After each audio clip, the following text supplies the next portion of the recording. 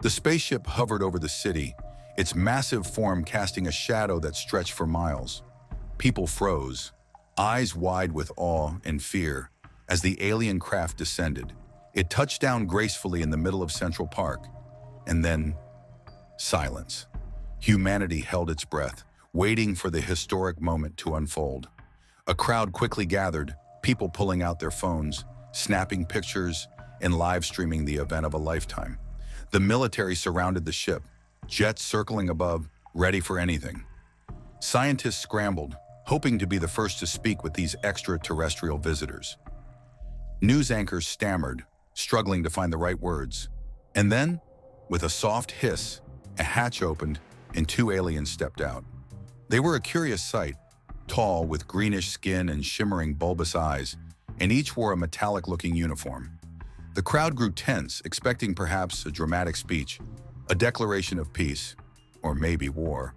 But after a brief pause, one of the aliens raised a long, spindly finger and cleared his throat. The alien's voice buzzed slightly, as if it were translating, "Excuse me, Earthlings. Could someone point us to the nearest Starbucks?" For a moment, there was silence. Then a wave of laughter rippled through the crowd. The reporter nearest to them looked stunned, blinking in disbelief before responding. Starbucks? You mean the coffee shop?"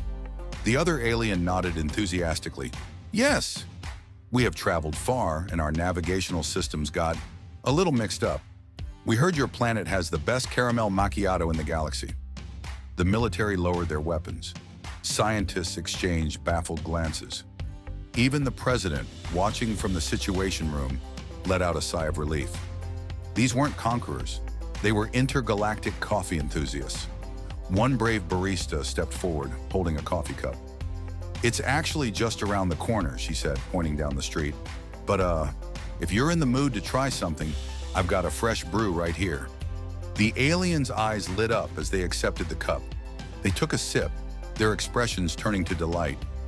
"This is marvelous," one of them exclaimed. "Thank you, kind Earthling." And just like that, what had started as a tense moment of potential catastrophe turned into a lighthearted exchange. The aliens, now fully caffeinated, offered their thanks and promised to return someday with more peaceful travelers.